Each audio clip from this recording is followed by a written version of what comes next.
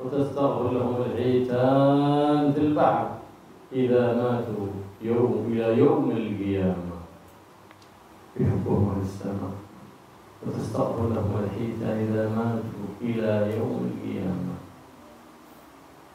وظيفة شريفة وهي خطيرة لمن مشى على الطريق الصحيح، فإنه يفوز بهذا التشريف العظيم.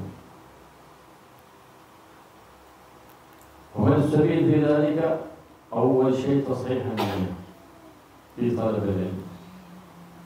يطلب العلم لله، العجب كل العجب، يتعب نفسه وبالمثابرة والجد والاجتهاد، ثم نيته خسيسة لطلب رئاسة أو ليدخل في انتخابات أو لجمع مال أو لجلب قلوب الناس، خسيسة، ما قصد العالي ولا اقتدى بالهادي. فأنى له أن يصل إلى قرب الباري سبحانه وتعالى بالوصول إلى المعرفة به سبحانه وتعالى. فذاك المشؤوم والعياذ بالله ظن العلم مجرد حفظ للمسائل، ظن العلم مجرد كلام، ولا يدري أن العلم فعل وليس مجرد كلام. الكلام يحسنه البر والفاجر، لكن أن تقرن العلم بالعمل ما يحسنه إلا البر، الفاجر ما يحسن هذا. فأول شيء كما ذكر الإمام الغزالي في بداية الهداية تصحيح النية. يعني كان قصدك مجرد المباهاة أو حصول الشهرة أو الرئاسة، فتلك همة خسيسة والعياذ بالله. أو ما كان قصدك إحياء وإظهار ونشر شريعة النبي محمد وإحياء سنة النبي محمد، وقصدك تهذيب أخلاقك لتتخلى عن خلق ذميم وتتحلى بخلق حميد كريم، وتكسر النفس الأمارة بالسوء حتى تترقى من نفس أمارة إلى نفس لوامة إلى نفس مطمئنة، فيقال لها يا أيتها النفس المطمئنة ارجعي إلى ربك راضية مرضية فادخلي في عبادي وادخلي في جنتي، فحينئذ نبشر بخير الدنيا وخير الآخرة.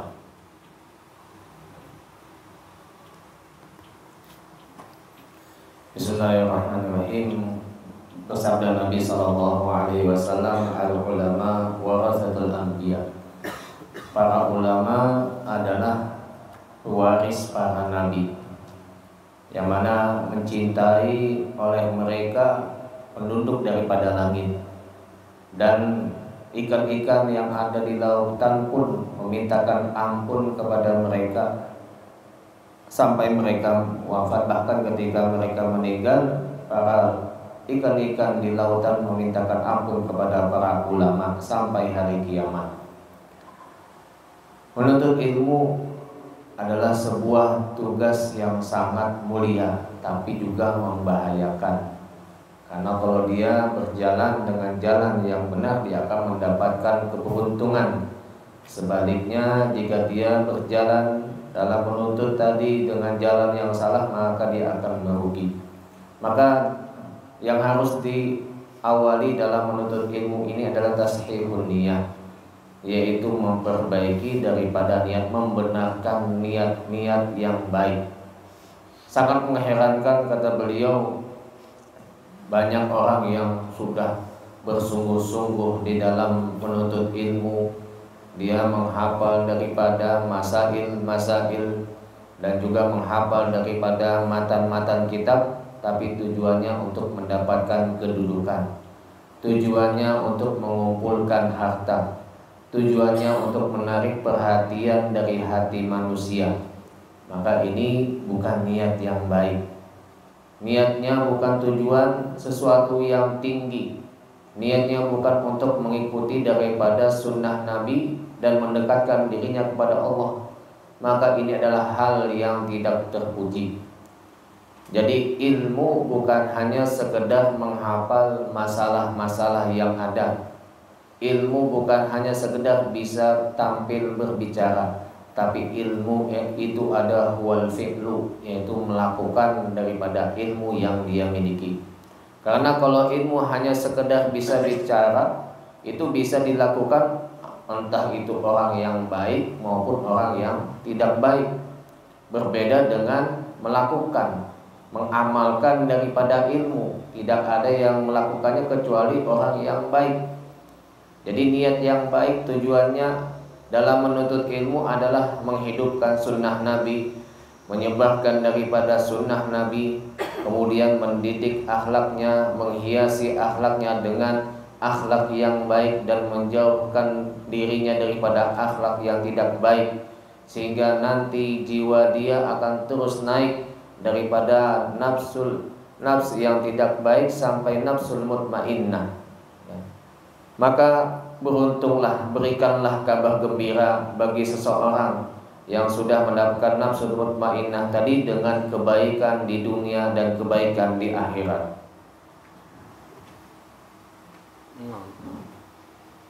وقيل ويل للجاهل مرة وويل للعالم مرتين،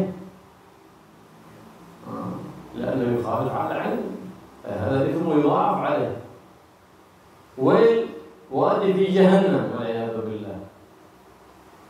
أما الصادق في طلبه العلم، قرن العلم شريعة، العمل طريقة، ثمرة من ذلك الطريقة والشريعة.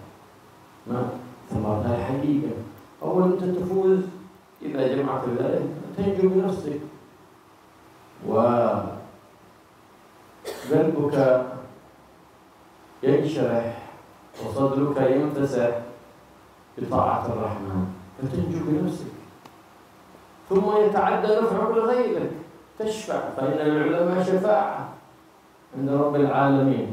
كل من أحسن إليهم في الدنيا هذا أحسن إليه، هذا أحسن إليه، يشفعهم الله في يوم القيامة. هذا قام معكم، هذا كذا، هذا كذا، يؤذن له في الشفاعة في كل من خدمهم، كل من ساعدهم، كل من أحبهم، يؤذن لهم في الشفاعة. إذا كنت سبب في نجاة نفسك إذا خلصت النية، والسبب تعدى النفع إلى الغير حتى نفعت غيرك بالشفاعة، كما ورد في الحديث أن العلماء شفاعة، وأن مداد العلماء يوزن بجمال الشهداء فيرجع.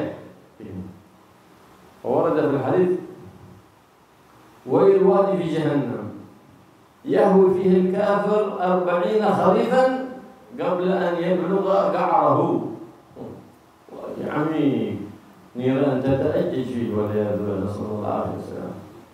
أما إذا طلبت العلم الذي تجاري به العلماء، من كان يناقش العلماء ويمار به السفهاء أو يصرف وجوه الناس كما هو الحال اليوم، طلب النجومية وطلب الليك وطلب الفولو أو الليك أو اللينك أو غير ذلك، أدخله الله تعالى النار.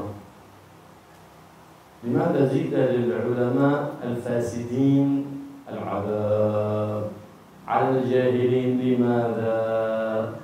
لأنها فجور العلماء، فجور طلبة العلم، فسادهم والعياذ بالله، بها تقسى قلوب المؤمنين. وأنت ما شفت اليوم الجراءة في المجتمعات الإسلامية إلا بجراءة العلماء وطلبة العلم. إذا عز عالم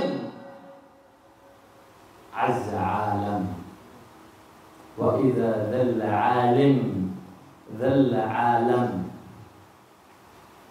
إذا عز عالم عز عالم، وإذا ذل عالم ذل عالم.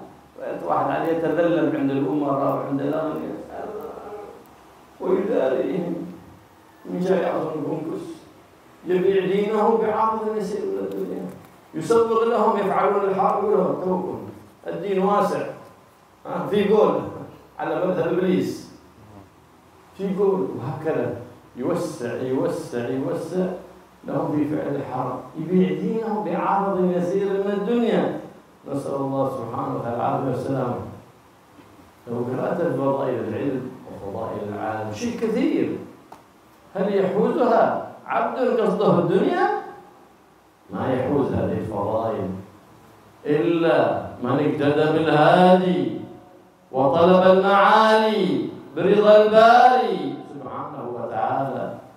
بهنا تنال هذه المباني وتشيد المباني بهذه الهمم العوالي.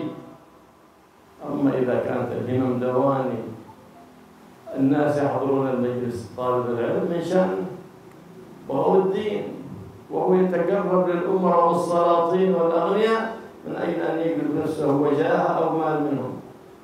يا أخص مقصدك يا أستاذ، ويا نعم مقصد أولئك العوام الذي جاءوا المجلس من شأن الدين، وأنت قصدت الأمراء لأجل الدنيا. يا أخص حالتك. نعم الأمير على باب العالم، نعم الأمير، وبئس العالم على باب الأمير حتى يتودد له. أما ذهبت إلى أمير تشفع في أحد لا بأس، قصدك حسن. أما الأجل تتملك وتحصل منه شيء من عرض الدنيا فقد بعت دينك، فإنك تعطيهم من الدين يعطونك من الدنيا ويأخذون منك الدين. ومن الكسبان؟ أنت خسران 100%. نسأل الله العافية والسلامة.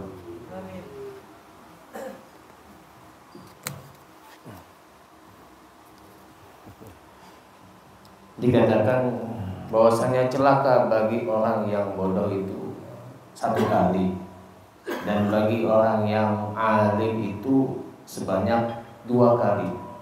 Celaka dan celaka. Kenapa? Karena orang alim dia menyalahi atas ilmu yang dia ketahui, bahkan dosanya berlipat ganda. Wailun di sini dikatakan ada sebuah wadi yang ada di neraka. Kemudian ilmu itu adalah syariat, dan amal kita melakukannya itu adalah thariqah, dan hasilnya itu adalah hakikat. Jadi ingin mendapatkan hakikat tentunya harus diawali dengan ilmu, kemudian dibarengi, digandeng dengan amal. Seseorang akan melapang dadanya jika dia taat kepada Allah Subhanahu wa taala. Jadi jika seseorang mengamalkan ilmunya, yang mendapatkan manfaat bukan hanya dirinya, bahkan orang lain pun akan mendapatkan manfaat darinya. Karena orang alim akan memberikan syafaat kepada setiap orang yang telah berbuat baik kepada dia, setiap orang yang telah membantu dia dalam seperti dakwahnya dan lain-lainnya. Maka orang alim tersebut akan memberikan syafaat kepada orang yang dia cintai. Jadi kalau kita menjadi orang alim yang betul-betul alim, yang mengamalkan ilmunya itu adalah sebab keberuntungan, keselamatan diri kita dan keselamatan bagi orang lain, karena orang alim tersebut bisa memberikan syafaat. Bahkan jika kita tahu daripada fadilahnya orang alim itu adalah tintanya orang alim itu jika ditimbang dengan darahnya orang yang mati syahid, maka timbangan tinta ulama akan mengalahkan daripada darah para orang yang mati syahid. Tadi dikatakan wailun adalah sebuah wadi, lembah yang ada di neraka, yang mana itu bisa ditempuh selama 40 tahun.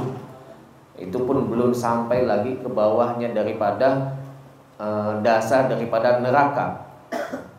Maka hati-hati, tujuan kita dalam menuntut ilmu itu adalah untuk mendebat para ulama, atau meremehkan orang lain, atau dengan tujuan biar mendapat pandangan perhatian daripada manusia yang lain, atau ingin mendapatkan, kalau misalkan di media sosial, untuk mendapatkan like atau follower yang banyak.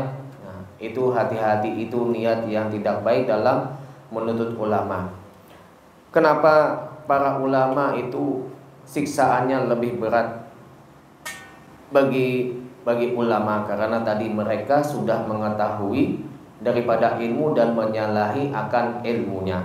Bahkan kejelekan, kesalahan orang alim itu dengan memandang mereka itu akan membuat hati orang mukmin menjadi keras.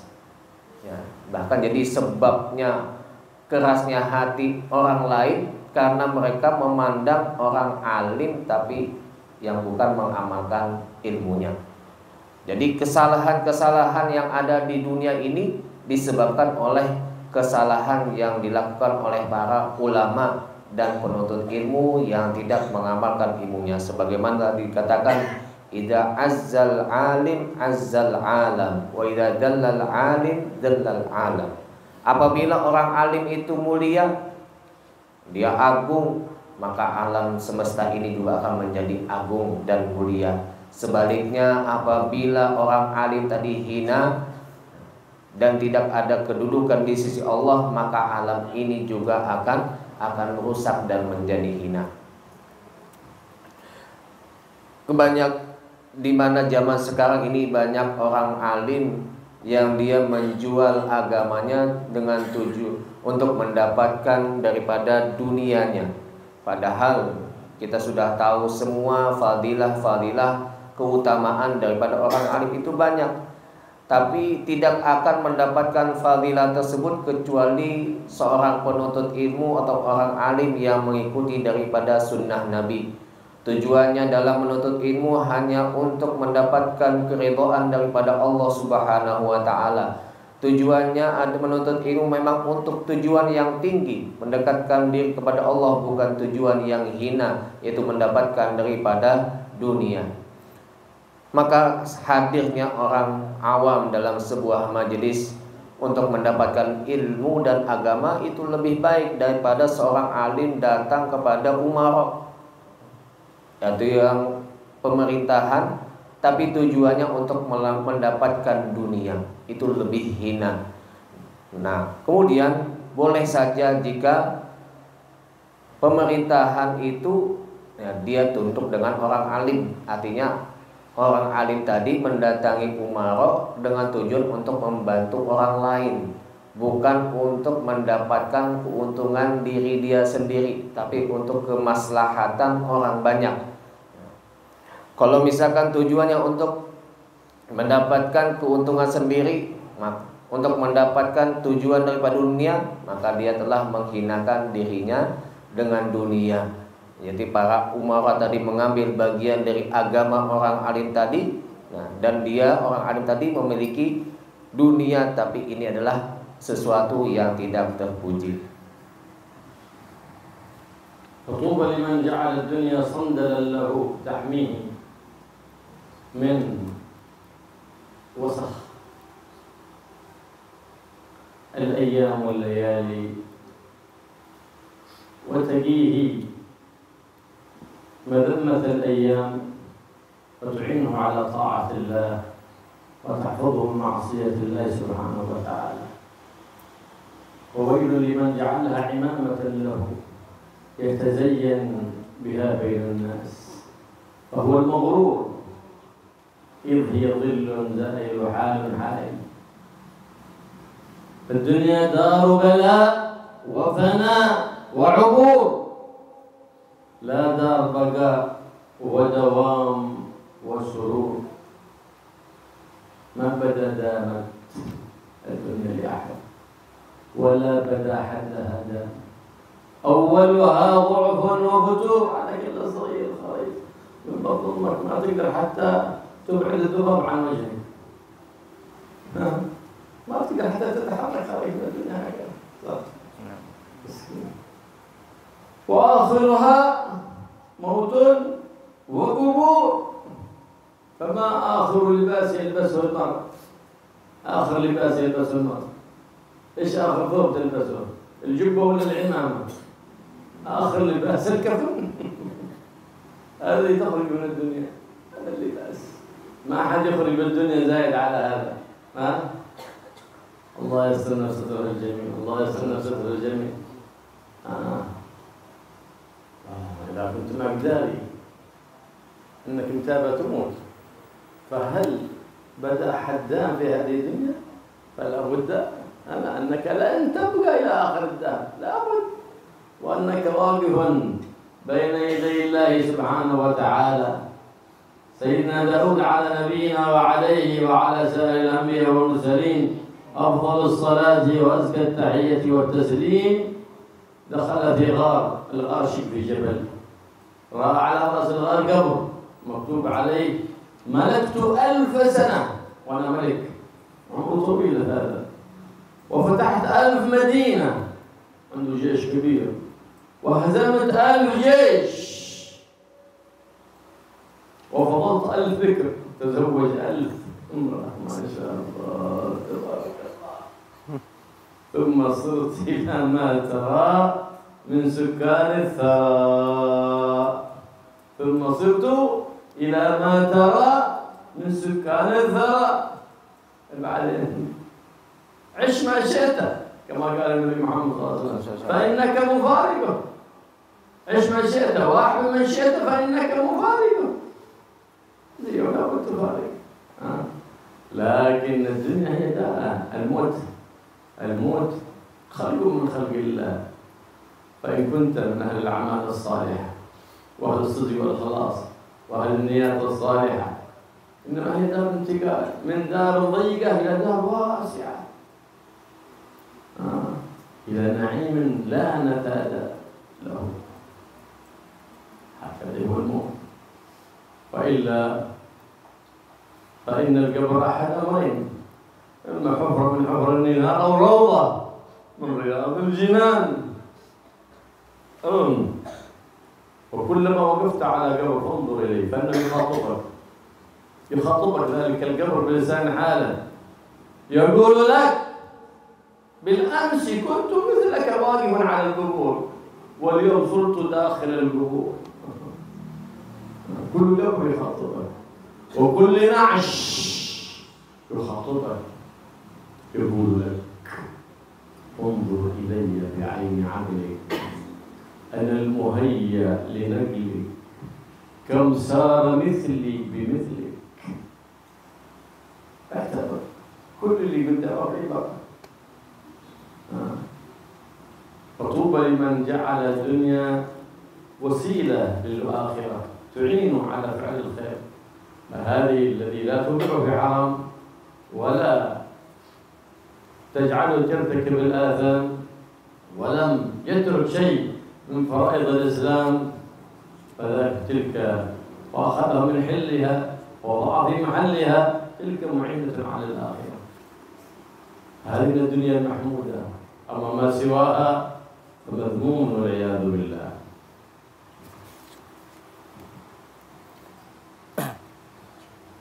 Kemudian sungguh beruntung bagi seseorang yang menjadikan dunianya sebagai sandalnya, sebagai sendal yang menjaga dia daripada kotoran-kotoran. Jadi ditaruh di bawah menjaga daripada kotoran-kotoran. Maka sungguh beruntung dia hanya menjadikan dunia sebagai perantara dia untuk menjalankan perintah Allah, menjadikan dunia sebagai membantu dia untuk taat kepada Allah, menjadikan dunia sebagai menjaga dirinya daripada menjauhi daripada maksiat-maksiat, tidak sampai meninggalkan daripada perintah-perintah Allah. Maka ini dunia yang bagus. Kalau misalkan dia gunakan dunia tadi sebagai perantara dan membantu dia dalam ketaatan, ini adalah dunia mahmudah. Sebaliknya itu adalah dunia yang madmumah, yang tidak baik. Maka sungguh celaka bagi seseorang yang menjadikan pakaiannya pakai jubah, pakai imamah, tapi di hatinya masih ada dunia. Maka orang tersebut termasuk orang yang tertipu. Dikatakan dunia adalah darul bala, tempat turunnya daripada musibah, dan dunia ini tidak kekal. Maka dunia ini awalnya dunia adalah kita dalam keadaan diam dan dalam keadaan lemes. Tidak bisa bergerak, mengangkat kepala dan tangan saja tidak bisa. Ketika kita misalkan kalau melihat bayi yang lahir, bisa dia mengangkat tangan dan kakinya, belum bisa. Dan akhir daripada dunia ini kita adalah mautun wa kubur, sebuah kematian dan masuk ke dalam kuburan. Tidak ada kekekalan di dalam dunia ini dan tidak ada kebahagiaan yang selama-lamanya. Kemudian apa yang kita gunakan di dunia ini? Ujung-ujungnya nanti ketika meninggal yang dipakai adalah kain kapan. Ya, mudah-mudahan kita ditutup oleh Allah daripada hal-hal yang tidak baik dengan penutupan yang indah dari Allah Subhanahu wa taala. Apabila kita berdiri di hadapan Allah Subhanahu wa taala, maka sepantasnya untuk kita beramal mendekatkan diri kepada Allah. Diceritakan bahwasanya atas Nabi Daud alaihissalam ada seseorang yang masuk ke dalam sebuah gua. Kemudian di ujungnya situ, ujung gua tadi ada sebuah kuburan, ada satu kuburan dan di situ tertulis, aku adalah raja yang telah menduduki kerajaan selama 1000 tahun. Dan aku telah menaklukkan sebanyak 1000 kota. Dan aku telah mengalahkan lebih banyak daripada 1000 pasukan. Dan aku telah mengawini sebanyak 1000 perempuan yang masih perawan. Tapi apa akhirnya aku menjadi apa yang telah kamu lihat sekarang? Itu dia berada di dalam kuburan, salah satu penghuni kuburan.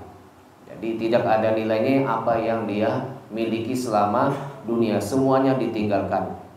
Sebagaimana kata Nabi, Ishma syi'ta fa innaka tufariqu. Hiduplah kamu sebagaimana yang kamu inginkan, karena apa yang kamu lakukan pasti akan kamu tinggalkan. Begitu juga apa yang kamu senangi, ya senangi, tapi nanti juga akan terpisahkan. Dan kematian adalah salah satu makhluk ciptaan Allah Subhanahu wa taala. Bahwasanya kita berpindah dari kehidupan menuju kepada kematian, dan dari tempat kita hidup, tempat kita yang kecil menuju rumah yang lebih besar, yaitu di akhirat. Yang mana di dalam kuburan itu hanya ada 2 pilihan, entah dari salah satu daripada jurangnya neraka atau salah satu daripada kebun surga. Tinggal mau pilih yang mana, ingin menjadikan kuburannya sebagai lubang neraka atau salah satu daripada kebun surga. Bahkan kalau kita menziarahi kubur, ya, ahlul kubur itu mereka sebenarnya belum berbicara di hadapan kita, cuman kita tidak lihat. Ya, kalau lihat bahaya. Apa yang mereka katakan, kemarin aku juga sama seperti kamu berdiri di hadapan ini, tapi sekarang aku sudah berada di dalam kuburan. Begitu juga keranda yang dibawa, ya. Keranda itu juga berbicara, dia mengatakan, lihatlah dengan pandangan akalmu berapa banyak sudah jenazah yang aku bawa daripada keranda tersebut.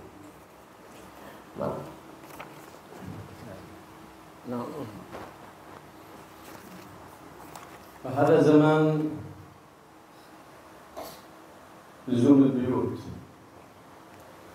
وأكل البيوت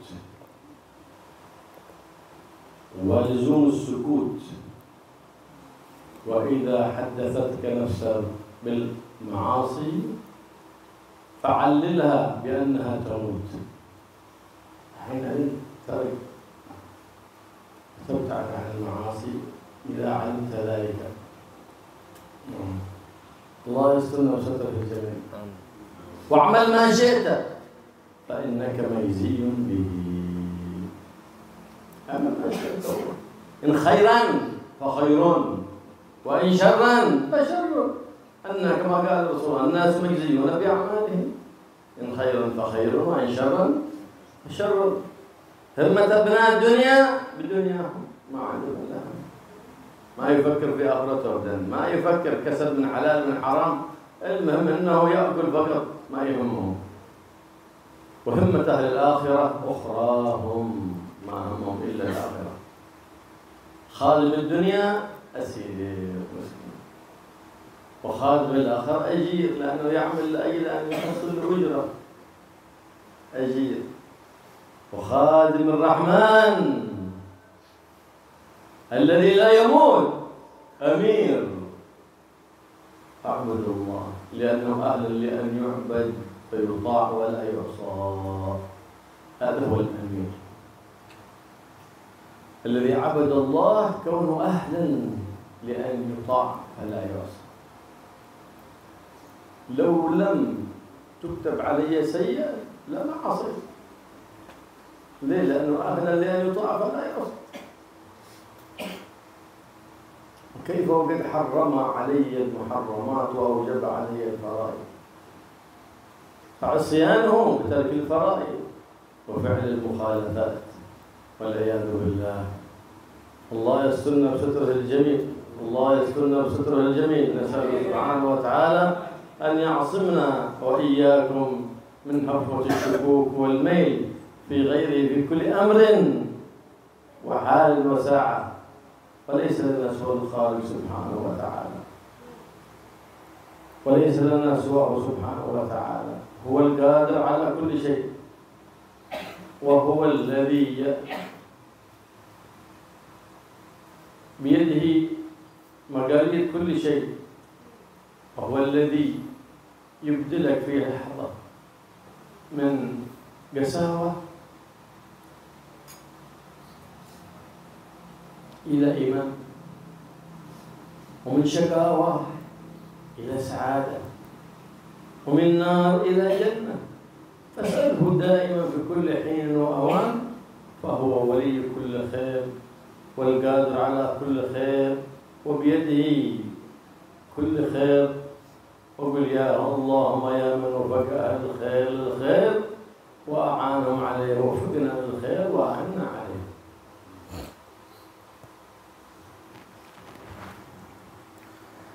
Zaman sekarang ini adalah zaman yang mana kita diminta untuk luzumul buyut, ya, senantiasa berada di dalam rumah, wa aklul qut, ya, makan makanan yang ada, wa luzumus sukut, dan senantiasa untuk berdiam, ya, tidak banyak berbicara.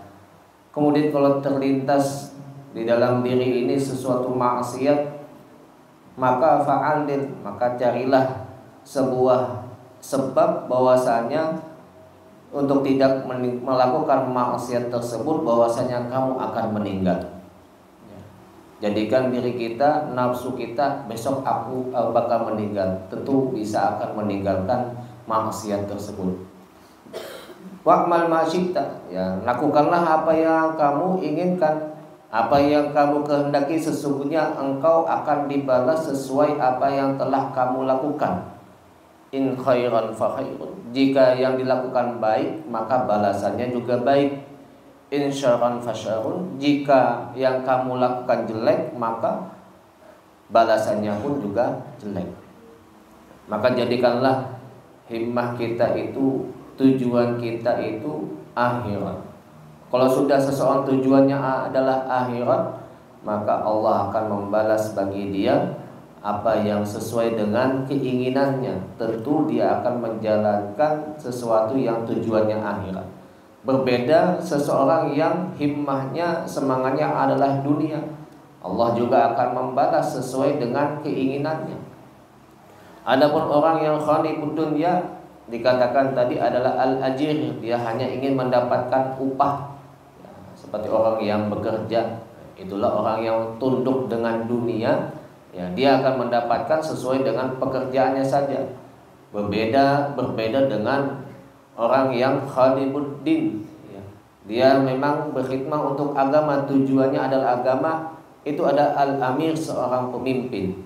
Dia memang menyembah Allah Subhanahu wa ta'ala karena tujuan akhiratnya, dan dia berhak untuk menjadikan orang yang ditaati di muka bumi ini.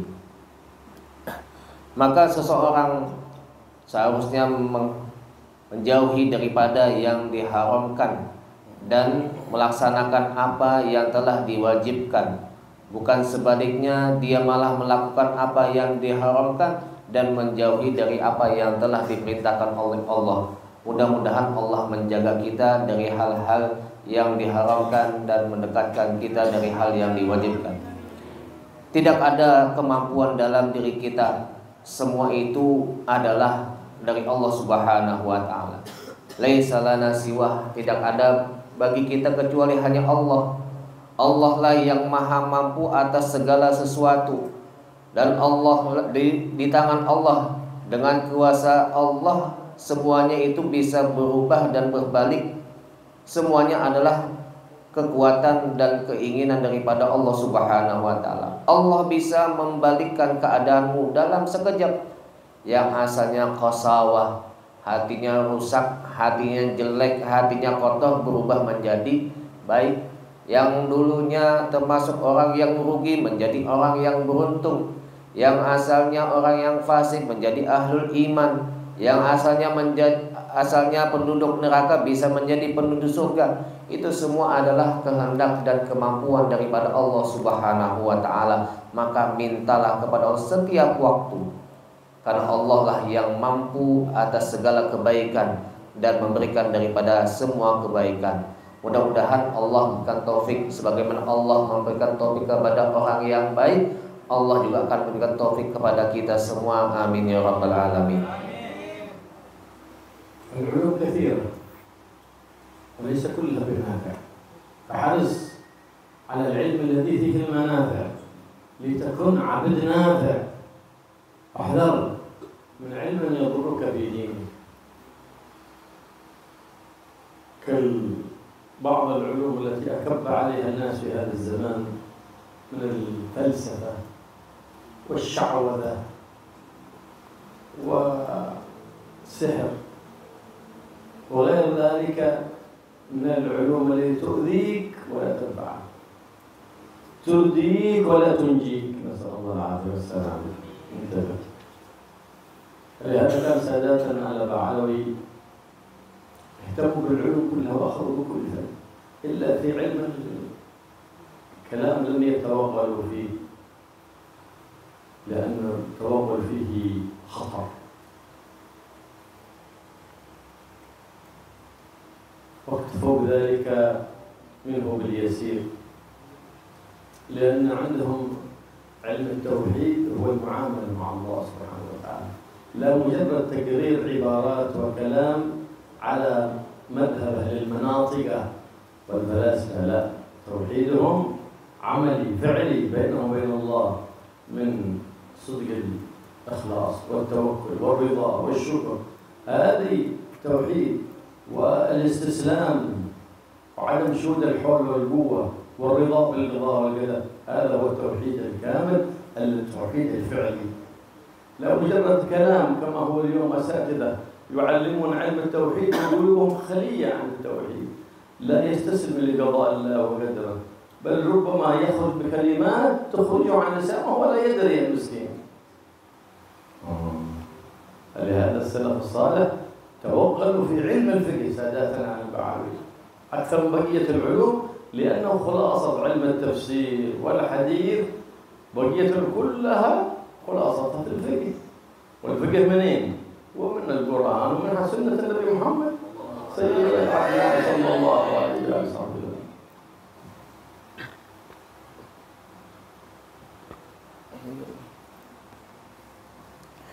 Dan juga ilmu itu banyak sekali, tapi tidak semua ilmu yang banyak itu memberikan manfaat.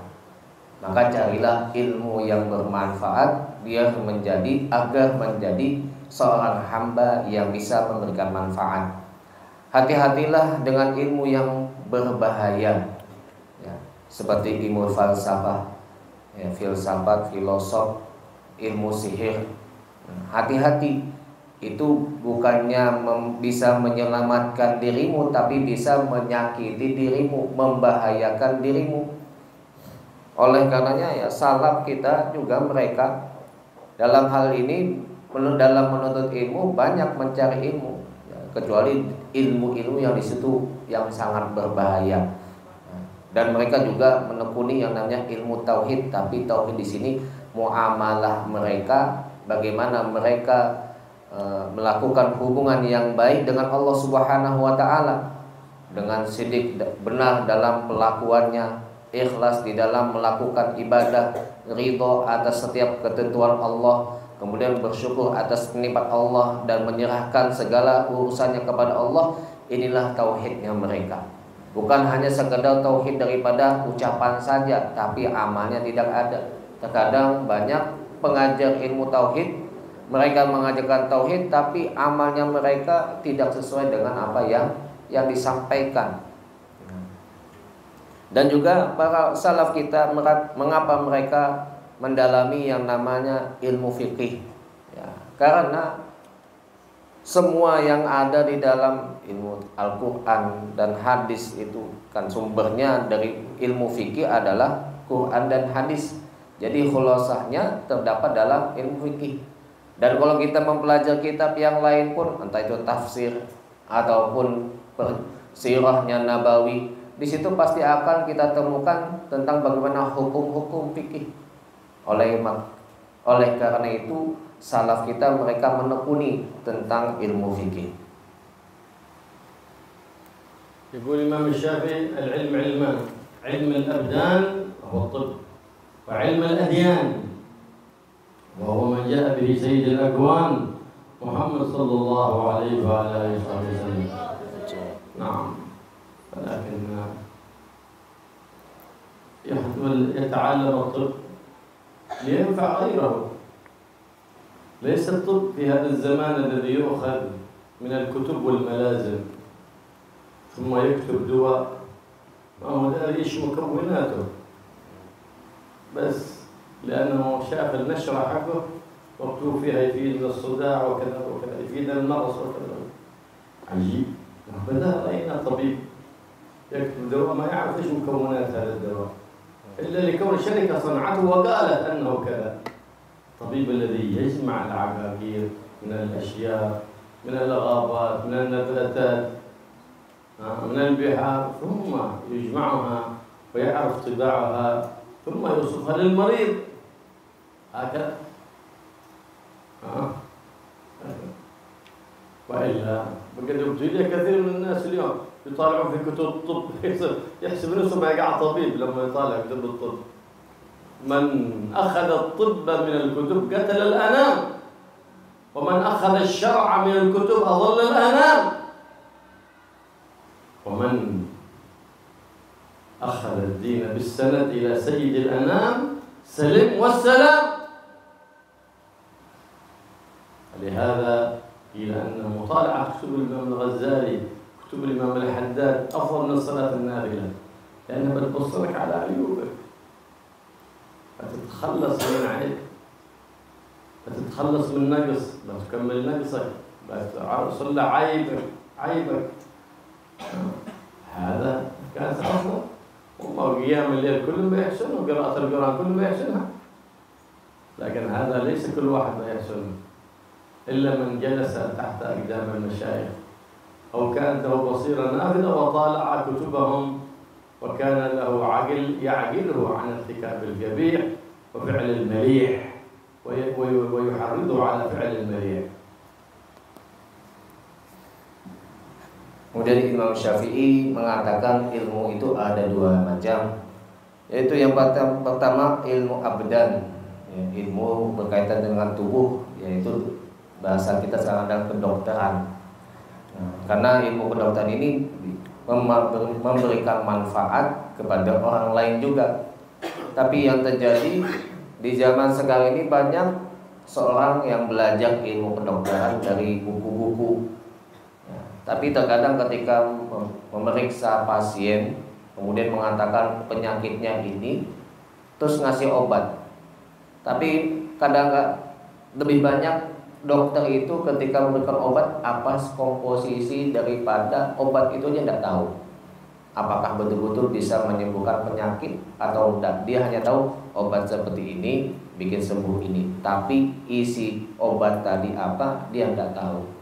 Maka sebaik-baiknya tabib, dokter itu adalah dia yang menggunakan mengumpulkan akar-akaran atau dedaunan. Jadi dia memang betul-betul tahu ini fungsinya ini faedahnya untuk menyembuhkan ini. Ini dokter yang bagus. Ya, bukan hanya sekedar belajar dari kutub, dari baca buku-buku, itu bahkan bisa memudaratkan manusia yang sakit malah tambah sakit. Sama juga orang yang menuntut ilmu dari buku, itu bisa menyesatkan manusia. Dia mengambil ilmu bukan daripada seorang guru yang ilmunya bersanadkan sampai kepada Rasulullah SAW. Oleh karena itu, ya kita kalau kita membaca kemudian mempelajari kepada kitab-kitab Imam Ghazali dan Imam Haddad, itu lebih baik daripada kita sholat sunnah. Kita mutolaah kitab Imam Ghazali dan Imam Haddad itu lebih baik daripada ibadah sunnah. Kenapa? Karena kalau kita mutolaah kitab mereka, itu kita akan mendapatkan apa yang bisa memperbaiki daripada hati kita, memperbaiki daripada akhlak kita, memperbaiki daripada kekurangan di dalam diri kita, sehingga kita bisa berjalan sebagaimana yang dilakukan oleh para salafus saleh. وكثير من يعمل كل سنة دورة في التجويد. التجويد علم ليلة، هو كل علم شهر ولا علم دهر. ليلة التجويد انتهينا منه، شوف علم ثاني كل عطلة بيسوي دورة في التجويد. علم ليلة وهي عمر كله في علم النحو.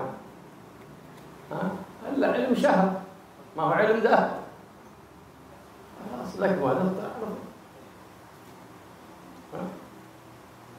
هكذا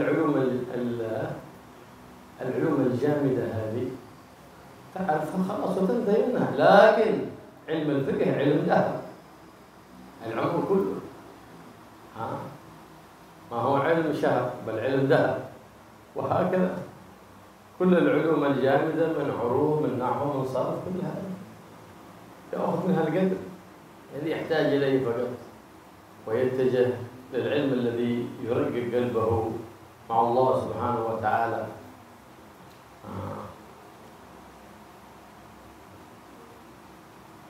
أما من يطلب العلم لأجل أن يتتبع الرخص ويقول إيش يقول كما هو حال اليوم طلبة العلم ولجنة بحث المسائل، إيش وظيفتهم اليوم؟ لجنة بحث المسائل وظيفتهم ليحصلوا أقوال ضعيفة ويخبرون منها الناس.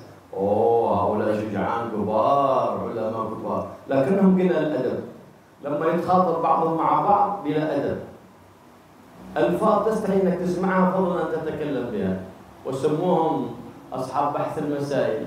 أول علمهم الأدب، حفظوا أشعار المتقدمين من العرب فيها الخير وفيها الشر، كما قال عليه السلام: علم لا ينفع وجهل لا يضر. لا بأس إذا أنت تريد أن تتعلم تلك الشواهد، لا بأس، لكن ما هي مقصودة لذاتها، ما هي مقصودة لذاتها.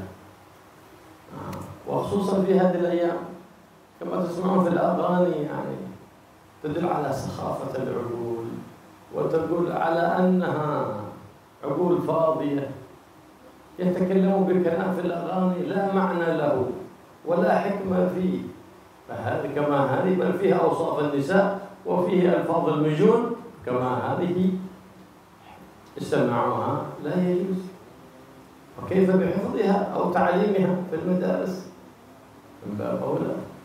ثم طلعوا لها شعر في هذه الأيام سموه الشعر الحر. هذا الشعر هر، ما هو شعر هر، هذا شعر هر ما يسمعه إلا أذن هر وما تستمجه الأذواق السليمة. لكن تعال اسمع ديوان الإمام الحداد كله توحيد لله، تعال اسمع ديوان أهل الله، تزيدك شوق لما عند الله، تزيدك محبة في اتباع حبيب الله محمد، تزيدك تعلق بالصالحين. فهنا يحصل لك الفاكسين والتطعيم وتأمن من فتن الزمان ببركة التعلق بالصالحين والتعلق بسيد الصالحين محمد صلى الله عليه وآله وسلم. Dan juga terjadi di zaman kita ini, ada yang membuat sebuah daurah, yaitu pembelajaran 1 tahun hanya untuk mempelajari ilmu tajwid. Padahal kata beliau tajwid itu 1 malam aja cukup. Bahkan ada seseorang yang menghabiskan umurnya untuk mendalami ilmu nahu semuanya. Padahal ilmu semuanya, ilmu nahu dan tajwid ataupun ilmu shorof dan sepertinya itu ilmu yang jamid, ilmu baku sudah. Ya, kita hanya perlu apa yang diperlukan saja, tidak perlu lebih mendalam lagi. Beda dengan ilmu fikih, karena ilmu fikih ada ilmu dahar, ilmu yang akan terus berkembang dan berkembang. Maka kita mempelajari ilmu fikih dan ilmu yang bisa menaikkan, mendekatkan hati kita bersama Allah Subhanahu wa Ta'ala. Tapi hati-hati dalam menuntut ilmu fikih.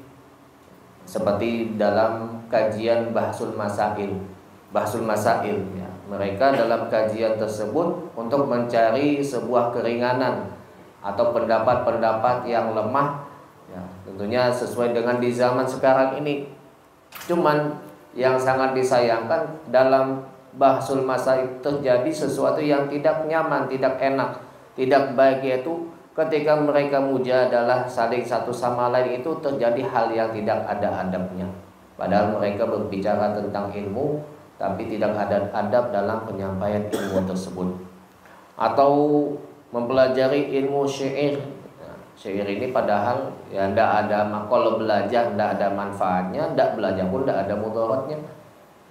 Tidak perlu kita terlalu mendalami dalam ilmu syair ya, atau menghafalnya. Kadang-kadang ada seseorang dia bisa bikin sebuah syair, ini menunjukkan akan kehebatan daripada akalnya atau bahasanya ya. Padahal ilmu ini kalau tidak dipelajari tidak mudarat, kalau kita pelajari pun tidak ada manfaatnya.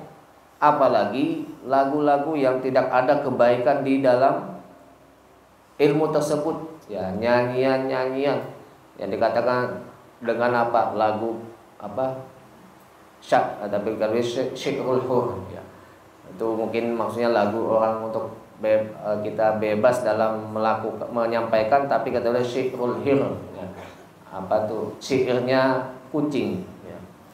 Nah, beda halnya kalau kita mempelajari seperti diwan daripada salaf kita, seperti diwan Imam Muhaddad, karena di dalam diwan tersebut adalah ketauhidan Allah Subhanahu wa Ta'ala, bagaimana kita rindu kepada Allah, kemudian kecintaan kita kepada Nabi.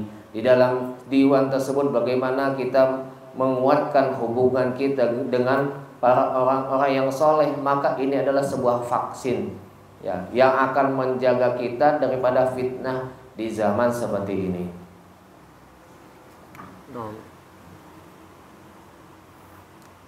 روي عن سيدنا عيسى عليه السلام أنه من ساعة أن يوضع الميت على الجنازة إلى أن يوضع شفير القبر يسأل الله سبحانه وتعالى 40 سؤالا. أول ما يقول الله سبحانه وتعالى: عبدي طهرت منظر الخلق سنين فما طهرت منظري ساعة. هذا الظاهر مطلق، تنظرون إلى جسمك وإلى ثيابك، الخلق هذا كما قال حبيب الله محمد: إن الله لا ينظر إلى صوركم ولا إلى أعمالكم ولكن ينظر إلى قلوبكم. وما طهرت منظري ساعة أي محل نظر الله وهو القلب.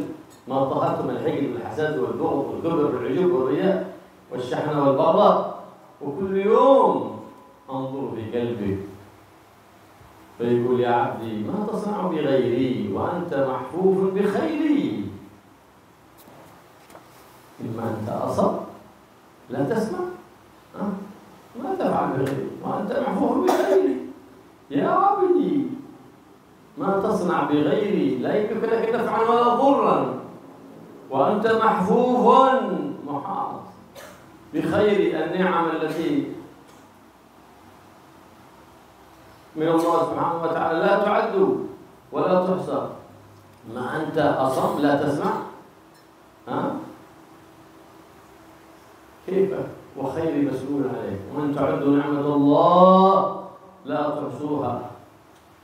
فما عبدي خلقتك رزقتك، أين شكري؟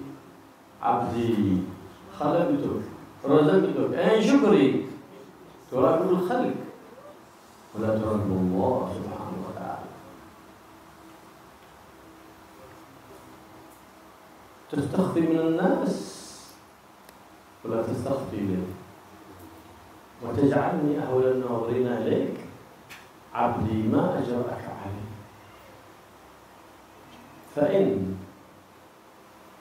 إنك أذنبت أهملتك ولم أمهلتك ولم أهملك، وإن أطعتني قربتك، وإن تبت إلي قبلتك.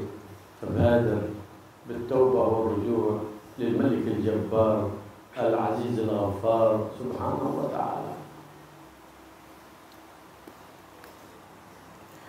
Diriwayatkan bahwasanya Nabi Allah Isa alaihissalatu wassalam ketika di saat diletakkan mayit atas sebuah jenazah keranda juga diletakkan di pinggir daripada kuburan. Sebelum itu Allah Subhanahu wa taala dengan keagungannya menanyakan daripada mayit tersebut dengan 40 pertanyaan. Pertanyaan yang pertama adalah Allah mengatakan, wahai hambaku, engkau telah membersihkan pandangan manusia bertahun-tahun. Artinya dia memperbagus daripada pakaiannya, kemudian daripada sikap dari luarnya biar dipandang baik oleh manusia. Wa ma taharta mawdari sa'atan, dan engkau tidak mensucikan pandanganku sesaat. Padahal wa kullu yaumin nanzuru fi qalbik, setiap hari kata Allah aku memandang hatimu, setiap waktu aku memandang. Kemudian Allah Subhanahu wa taala mengatakan, ma tasna'u bi ghairi wa anta mahfur bi khairi. Maka apa yang telah kamu lakukan selain untukku, maka padahal aku mahfufun, aku telah meliputi kepadamu daripada kebaikan-kebaikanku. Allah telah banyak memberikan kepada kita kenikmatan-kenikmatan la tu'addu wa la tuhsa, yang tidak terhitung dan memang tidak bisa terhitung. Dan nanti semua kenikmatan tersebut Allah akan meminta pertanggungjawabannya. Maka sebaik-baik apa nanti pertanggungjawaban kita ke hadapan Allah Subhanahu wa taala. Kemudian, wahai hambaku, aku telah menciptakanmu dan aku telah memberikan rezeki kepadamu. Di mana syukurmu kepadaku? Apabila kamu melakukan sebuah kesalahan, kata Allah, kadang aku biarkan kamu begitu saja tanpa aku memberikan siksaan. Tapi ketika kamu minta ampun kepadaku, aku langsung ampuni dosamu. Dan ketika kamu ingin taat kepadaku, aku akan mendekat kepadamu, kata Allah. Bagaimana? Apakah kamu asal tidak mendengar? Apakah kamu tidak melihat, tidak mendengar apa yang telah disampaikan?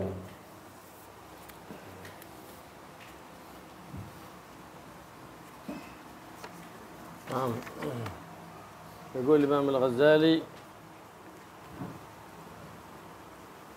يقول زين الإمام الغزالي قدس الله روحه، والعمل بلا علم لا يكون. العمل بلا علم لا يكون. العلم بلا عمل جنون. العلم بلا عمل جنون، والعمل بلا علم لا يكون. عجيب. العقلاء لا يتجاسرون على شيء لا ينفعهم، والعمل بلا علم لا يكون. لهذا قيل الصوفي الجاهل مسخرة الشيطان. الصوفي الجاهل مسخرة للشيطان. يلعب به كما يلعب الأطفال بكرة الصولجة أو كرة القدم. مسكينة مسكين. نعم. واعلم أن كل علم لا يبعدك اليوم عن المعاصي ولا يحملك على الطاعة لا يبعدك غدا من نار جهنم. إذا ما بعدك اليوم المعصية وقربك من الطاعات غدا ما ينفعك ولا يبعدك من جهنم. قد يقربك هنا لا تغتر به، ونعطيك شهادة ولا إجازة لا تغتر بها يا مسكين. وقيل لك ألمني ألمني وأنت ما تنفع نفسك حتى بمراقبة الله سبحانه وتعالى، فإنما هو ألم بك، ألم بك فسميت ألمني. فقيل له ألمني لأنه أعطي شهادة الغرور فألم به ألم الروح مسكين. فظن نفسه أنه متخرج. إيش التخرج هذا؟ كلمة تصلح الآن لأن تتعلم الآن. صدق نفسه أنه متخرج، قال تخرج وأعطوه شهادة الغرور وصور الصوت وطرحها في الغرفة حقه فرحان خلاص معطى يتعلم عند حد. لو أشوف الحال كيف الدورات اللي بتزكيهم بترقيهم بترفع من شأنهم في الدنيا وفي الآخرة، والعلوم الظاهرة والعلوم الباطنة بتزيد منهم من قوة أرواحهم وبتكسر ظهر الشيطان، لكنهم أبوا لأنهم قد تخرجوا من البركة، تخرجوا من الرحمة، فزهدوا في العلوم النافعة، فما أرادوا إلا ما يقربهم إلى زيادة الدنيا ولا يقربهم إلى مولاهم. ما بغوا من يظهر له عيوبهم ليتزكوا بينهم وبين الله، لا، إنما اختاروا حبل إبليس الخسيس لأنه دلاهم بحبل الغرور. وأنتم تنظروا كيف يأتي طالب العلم من البلد ما يسأل عن الدين ولا يؤتى إليه ليسأل عن الدين، بل إذا عمل دورة أو جلسة لم يحضرها أحد لأنهم عزلت قلوبهم عن العلوم النافعة وأقبلوا على مظاهر الدنيا. ما همهم إلا حضور جلسة فيها بنكس بيحضر، جلسة فيها طعام بيحضر، بس غفلوا عن طعام الأرواح وأقبلوا على طعام الأشباع. نسأل الله العافية والسلامة. وإذا لم تعمل بعملك ولم تتدارك الأيام الماضية تقول غدا يوم القيامة فرجعنا نعمل صالحا غير الذي كنا نعمل، فيقال لك يا أحمد. من يقول لك؟ الملائكة تقول لك يا أحمق يا جاهل يا هدهد يا طلل، أنت من هناك جئت من دار العمل. هل الحين تظن أنك باتي من دار؟ أنت جئت من دار العمل، أنت أهملت نفسك. فتناديك الملائكة يا أحمق. الملائكة تقول هكذا يا جاهل يا طلول يا هدوء. تناديك الملائكة مسكين أنت من هناك جئت. تقاعست عن فعل المكارم وأهملت نفسك وابتعدت عن مجالس التي بترقيك وبتخليك وبتعليك، وما يحصل لك تجلي في يوم من الأيام أبدا. وإن قمت الليل 1000 سنة وصمت النهار 1000 سنة وحفظت القرآن والكتب المنزلة إلا بتخلي وتحلي لن يستقر في قلب مثقال ذرة من نور متصل بنور الأنوار محمد صلى الله عليه وسلم إلا بالتخلي، ولن يحصل التجلي إلا بالتخلي وتحلي. خذها من علم اليقين وحق اليقين، هذا شيء يقين. اتركهم. فما تدور تعرف ادوار الزمان اليوم كيف؟ لما تشوف المجالس اللي ما فيها علم ومجالس غرور يتكب الناس عليها، لو قالوا انشد جاءوا كلهم يسمعون، ما يسمعون شيء الا يرفعون يدات يقولون هكذا، ما يفهمون ولا يعرفون شيء. وثاني يوم اصبحوا الصباح صلوا الفجر بعد الاشراق وقالوا بالصلوات، بئست الصلوات اللي صليتوها، وقالوا حي في قلوبنا تبين الحبيب محمد ميت في قلوبكم. كيف تقولون حي في قلوبنا؟ قالوا بالصلوات مساكين. خدعهم الشيطان. لو جاء واحد صاحب جن كل واحد يجي عنده أنا تعبان، أنا مريض، وكيف أنا بكرة بتزوج ولا ما بتزوج؟ بعدين كيف أنا بكون بحصل شغل ولا؟ استغفر الله، ده صاحب جنتي الزلة. أين الثقة بالله؟ أين الإيمان؟ خرج الإيمان من القلوب، ما بقي إلا ظاهر الإسلام. الله يسأل هذا في طلبة العلم، فما بالك بالعوام؟ فهم ضحية من ضحايا أولئك الطلبة الفاسدين الذين ما تقوى الإيمان في قلوبهم.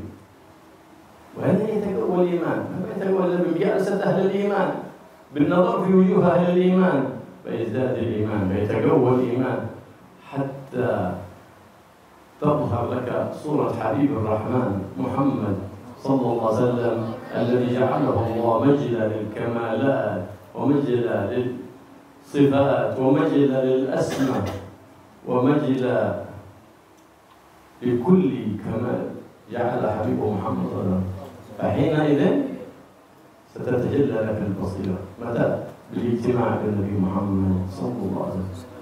فقل ذلك هو مبتغاك، واجعله اصبع عينيك وقل يا الله يا رحمن يا حي يا قيوم اجمعني بحبيبك محمد يا ربنا في هذه الدار وفي دار القرار بجاه حبيبك محمد المختار.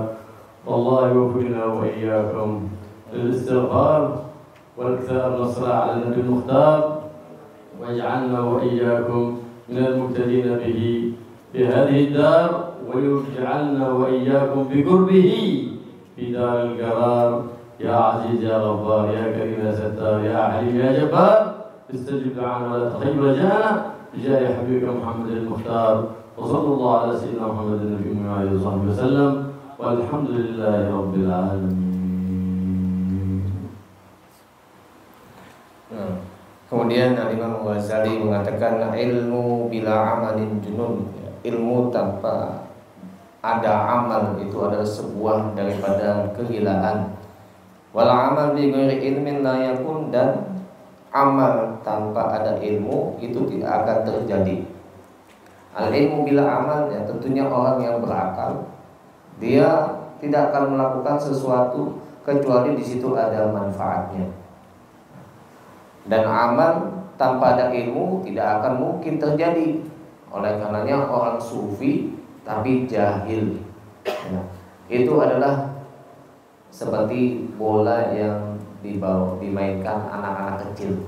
Nah, seperti apa permainan daripada setan, mainannya setan.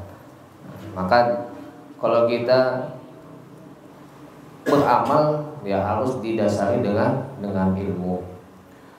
Dan ketahuilah bahwasanya ilmu yang tidak menjauhkanmu hari ini daripada maksiat dan tidak membawamu kepada ketaatan, ya tentunya tidak akan menjauhkan kita nantinya dari api neraka. Artinya ilmu yang bagus itu adalah yang menjauhkan kita daripada maksiat dan membawa kita kepada surganya Allah. Kalau kita tidak mengamalkan ilmu kita hari ini, apakah kita bisa kembali untuk hari yang telah lewat? Ya, berarti kan rugi kita. Karena hari tidak bisa mengamalkan, nunggu besok, ya rugi. Apalagi sudah masuk ke dalam kubur, sudah nanti dihisab yaumul qiyamah. Ketika nanti di hari kiamat mengatakan farji'na na'mal shalihan, ya, kembalikan kami agar bisa melakukan amal soleh. Terus apa kata malaikat? Ya ahmak, wahai orang yang bodoh dan tolol, padahal kan kamu kemarin dari rumah tempat yang kamu diberikan kesempatan untuk melakukan amal. Nah sekarang ini adalah tempat pembalasan saja, tidak mungkin untuk bisa kembali. Dan juga bagi penuntut ilmu, janganlah engkau tertipu dengan yang namanya syahadat atau ijazah atau sertifikat dan lain-lainnya.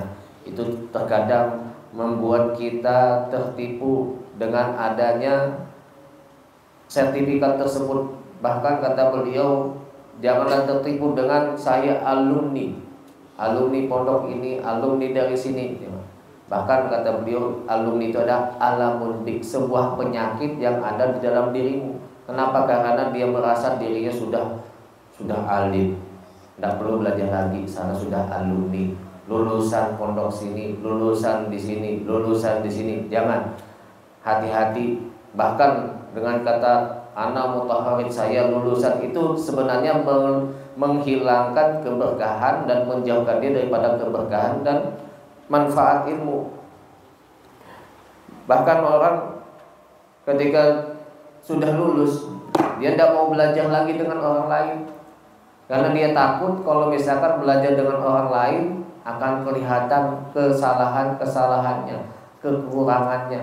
Makanya dia tidak mau belajar, karena sudah merasa lulus. Nah, ini yang membahayakan kalau sudah merasa dirinya adalah lulusan atau alumni. Bahkan ketika ada di Amaga seperti di sini, beliau menceritakan, ya, kita bikin daurah yang mana bisa membersihkan hati kita, kemudian bisa mengangkat daripada kedudukan kita untuk dekat kepada Allah. Ya, sedikit sekali yang mau datang. Ya, karena apa? Karena himmahnya mereka, keinginannya mereka itu adalah dunia. Kecuali di dalam perkumpulan tersebut ada bungkusnya, kata beliau, ada makanannya dan lain-lainnya. Maka seperti itulah himmahnya mereka. Kemudian bahwasanya kalau kita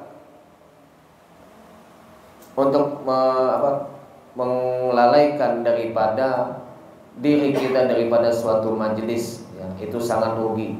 Carilah majelis atau tempat pembelajaran yang akan mengangkatkanmu, kedudukanmu di hadapan Allah, yang bisa menghilangkan dari hatimu dari sifat-sifat yang tidak baik, dan juga menghiasi hatimu dengan sifat-sifat yang baik. Karena di dalam majelis tersebut yang akan menghubungkan kita dengan cahaya Nabi kita Muhammad SAW. Jangan, bahkan ditakutkan orang sudah keimanannya itu hilang, dia datang minta pertolongan dengan orang yang sudah dekat dengan jin. Wahyubillah. Ya. Bagaimana orang awam di zaman kita sekarang ini, ya, mereka ini teriak sudah perlu pertolongan. Maka kuatkanlah keimanan kita dengan seringnya duduk dengan ahlul iman, yaitu memang betul-betul punya keimanan dekat dengan Allah Subhanahu wa taala, sampai nanti nampak gambaran Nabi Muhammad SAW, sampai melihat Nabi kita Muhammad SAW dan berkumpul dengan Nabi. Mudah-mudahan kita dikumpulkan dengan Nabi kita Muhammad SAW, dan mudah-mudahan kita diberikan taufik oleh Allah untuk memperbanyak di bulan ini daripada istighfar dan salawat kepada Nabi Muhammad SAW, dan mudah-mudahan kita dijadikan orang yang selalu mengikuti daripada sunnah Nabi kita dan mendekatkan diri kita sampai kepada nanti kiamat. Dan mudah-mudahan Allah mengabulkan doa kita dengan berkat Nabi kita Muhammad SAW.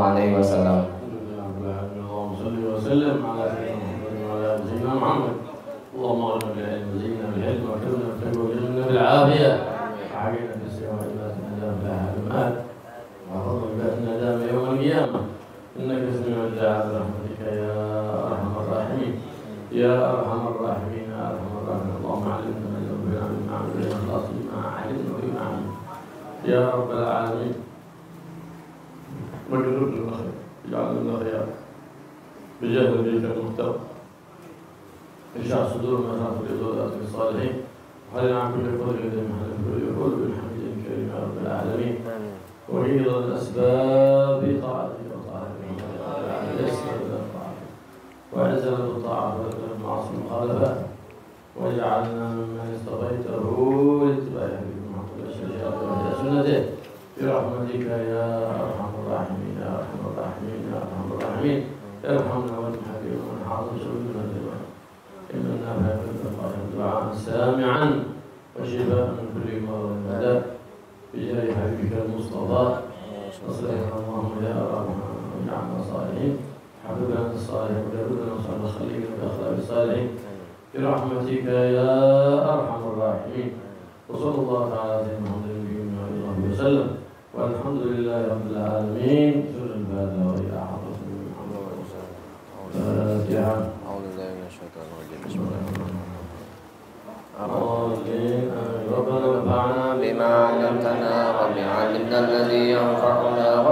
bina wa baqi alana wa qarabatin lana fi dinina wa ahli qutri wa zawadaka